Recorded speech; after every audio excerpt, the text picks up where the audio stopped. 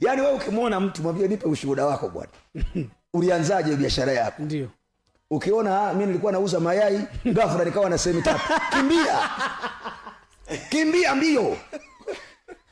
Anakuambia mimi nilikuwa nauza mayai stendi, ghafla nikawa na semi tatu. Okay. Kimbia mbio. Kimbia mbio. Kwa sababu haiwezekani mtu akauza mayai ghafla akawa na semi tatu. Haiwezekani. Haiwezekani. Maana ushuhuda wake huu unahatarisha. Yaani huu ushuhuda tu unaonyesha ni uhujumu uchumi. Kuna kitu kinaonekana hakiko sawa hapo. Hakiko sawa, kimbia. Maana huyu ni mtu wa vitu vya rahisi. Na unajua kwa nini watu ni wezi? Dalili pia ya mtu anayependa vitu rahisi ni wizi. Ukisikia mtu jambazi, maana hapendi kufanya kazi, ila anapenda vitu vya kuchukua ambavyo havina kazi. No thinking capacity.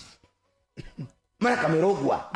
Amerogwa. Kwa hiyo mtu unatafuta ushuhuda wake. Ushuhuda wake. Na moja ya watu wanaopenda vitu vya rahisi ni wachawi.